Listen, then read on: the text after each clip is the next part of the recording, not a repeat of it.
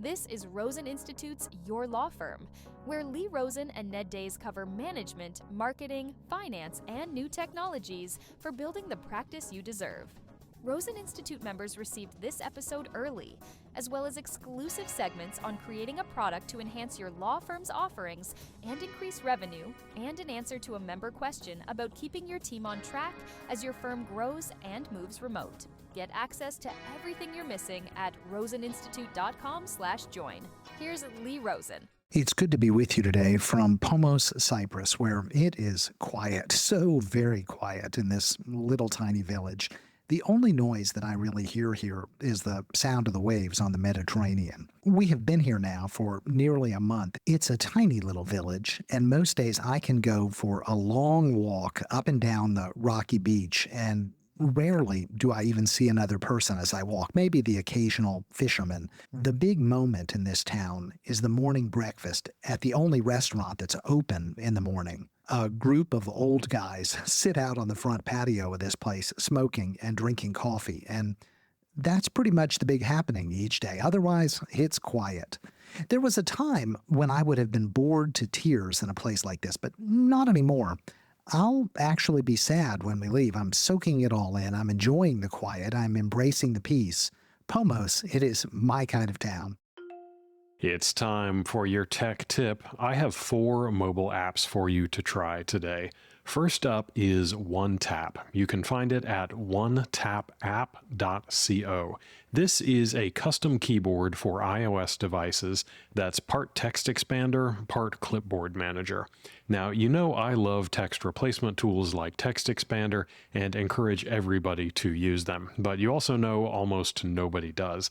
I feel like OneTap does a pretty good job of making this functionality much more approachable and frankly more useful on mobile devices. The idea is pretty simple. You create buttons in the custom keyboard to quickly insert frequently used links, blocks of text, images, files, or just about anything else you want. And instead of remembering key combinations, you just scroll through a list of conveniently labeled buttons. So you may have a folder of shortcuts for business documents that has things like logos, letterhead, or document templates, or better yet, a folder with links to those assets in the cloud, a folder of shortcuts with photos you need to share regularly, one with social media links, email addresses, boilerplate emails, or anything else. You tap the button, it is pasted into whatever app you are using, and you are ready to roll. There's a free version that is fairly limited. You can pay $5 a month or a one-time fee of $50 to add access to unlimited shortcuts, Siri shortcut functionality, and AI functionality, which essentially includes ChatGPT access anywhere you can use the keyboard, as well as saved prompts. There's also a Mac app, so all of your shortcuts are synced between your devices. If you thought you should be using a utility like Text Expander, but felt like memorizing key commands was a bit too much of a pain, this may very well be your solution. Next up is Voice Notes, available at voicenotes.com. This one is pretty straightforward. It is an AI-enabled note taker. You record voice notes, it transcribes them, and automatically tags them with AI. There are a lot of tools in this space, but Voice Notes aims to be the quickest, easiest, and most ever-present solution for those of you who do your best thinking out loud. Voice Notes is available everywhere: iOS, Android, Mac, Windows, the web, on your Apple Watch, on Wear OS watches like the Pixel Watch or Galaxy Watch. You can even add it in WhatsApp and send it voice notes that way. They offer a Chrome extension that will record your voice notes or listen into voice calls you are attending without a bot. Once you have your notes, you have options for turning them into to-do lists, emails, summaries, or anything else you want via custom prompts. And you can ask the AI assistant about anything in your database of notes. It's certainly not the only game in town, but probably the easiest and simplest way to get your ideas down and do it anywhere, especially if you have multiple devices across different ecosystems. Next up is another cross-platform tool that solves the problem of sharing files across devices. If you are in the Apple ecosystem, AirDrop handles this wonderfully. Google's Quick Share does this too if you are using an Android and Windows device, but an iPhone trying to share to a Windows computer or an Android phone, good luck. And an Android phone sharing to an iPad, no dice. There are actually two options I will mention here depending on your needs. Local Send, available at localsend.org, works on Mac, Windows, Android, iOS, and even Linux. It shares your files over your local network, so any device with Local Send installed can see other Local Send devices to send or receive files directly to one another. You actually don't even need internet access since it's all being handled on your local network. This one is great if your use case is only going to be transferring files quickly between others in the same location. Blip, available at blip.net, is similar, but it uses the internet to let you create a peer-to-peer connection to another Blip user for transferring files. Your files are not being uploaded to a server and then downloaded by the recipient. They are being transferred directly between the two devices. You get a Blip menu with your devices and any other users that you've added, giving you a quick way to send and receive files no matter what device they are using.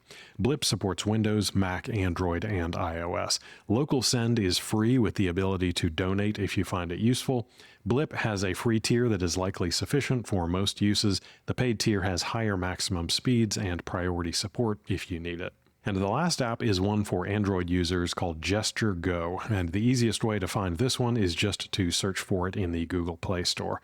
Once installed, you long press the power button, and you get a screen overlay where you can draw out gestures that act as shortcuts to do just about anything you want. Launch apps, send messages, adjust phone settings, and a lot more. You can circle anything on your screen and it will launch into a search for it. There's a huge library of preset gestures and the ability to create and organize your own. I'm Ned Days, and that's your tech tip. And now for your moment of concise advice. Let me tell you about the most awkward conversation of my entire life. It happened at a Chili's restaurant. That was strike one, and it went downhill from there. I was stuck at this table, trapped with an accountant who answered every single question with a single syllable response. How's business? Fine. Busy season, huh? Yep. I just sat there picking at my limp fajita, praying that something like a fire drill would happen to save me from this lunch. After 30 minutes of trying so hard to get this conversation going, I just felt like this overly polite hostage. I actually considered faking a medical emergency so that I could get out of there. Spoiler alert, I didn't. I stayed at the lunch. It didn't get any better. It was absolutely exhausting, so incredibly awkward. It was probably about as pleasant as an IRS audit. Here's what I didn't understand back then. These conversations, and I had many awkward conversations at lunches like this, but the real magic of these conversations, it isn't about dazzling people with witty one-liners. I really did think in the early days that I just needed to be smart and funny and entertaining. What it's really about, though, is none of that. It's really about showing genuine curiosity, and you do that through follow-up questions. When you ask people follow-up questions, you show that you're actively listening to them, that you're sincerely interested in what it is that they have to say. And without follow-ups, conversations, they simply don't build connection. The follow-up, it really comes down to this. The follow-up is where the relationship happens. And why does that matter to you? Well, it matters because conversations, they are your business.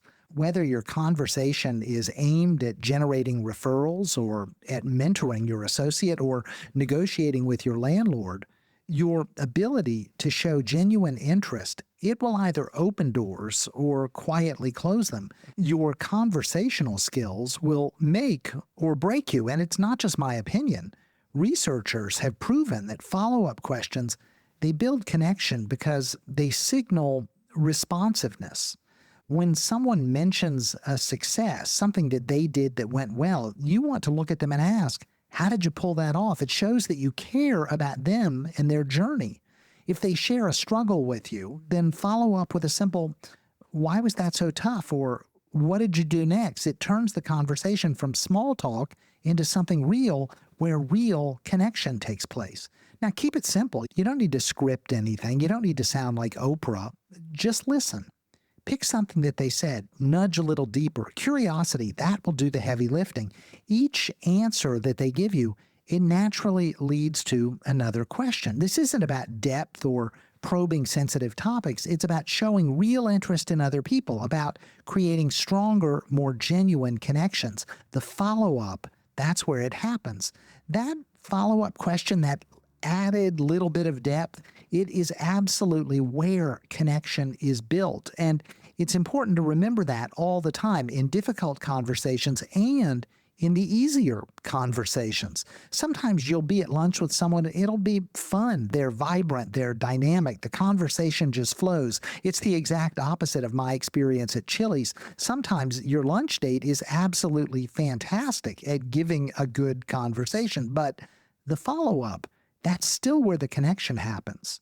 It's easy in those great conversations to let the follow-up slide because they tell a good story and you're inspired to respond with a good story of your own, back and forth, back and forth. And the next thing you know, the lunch is over. There was no follow-up, there was no depth, and unfortunately, there was no relationship.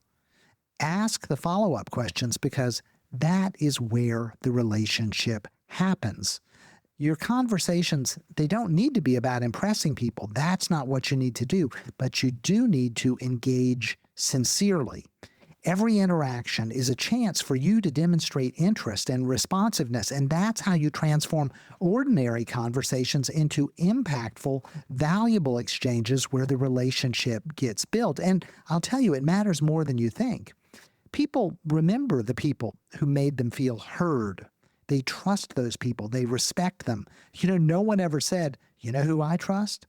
The guy who nodded once and checked his phone the whole time we were talking. No, that's not how trust is built. The person who listens, who gets curious, who asks the follow-up question, those are the people we trust. Every conversation, it's a chance for you to build something, to build trust and respect and loyalty, or to do the opposite. So here's your challenge today. Ask one extra follow-up question with every person that you interact with, whether it's your assistant or your banker or even your dog walker. Ask the follow-up question and watch what happens. You'll start to feel the shift almost immediately. You will see what is happening. Genuine curiosity, it is powerful. It's not just good manners, it's a power tool. Use it often and watch as your relationships and your reputation and your results transform. Make it a habit to ask extra follow-up questions in every conversation, and then watch as your relationships grow stronger, as you build new level of connection, as you find yourself having a greater understanding of the people in your life. That's your moment of concise advice. Wrapping up from Pomos, thanks for spending a few minutes with me and Ned today. We hope you have a great weekend and an even better week next week. Keep plugging away, moving forward, and getting things done. You're on the right track. You'll get there, I promise. We're all in this together, and together we build better practices through better marketing, better management, and better technology. Until next time, I'm Lee Rosen. Thanks for listening to Your Law Firm. Subscribe to the Friday File at roseninstitute.com and join thousands of lawyers focused on working on, instead of in their practices. You'll find safe, successful, actionable approaches for transforming your firm. Sign up for free at roseninstitute.com.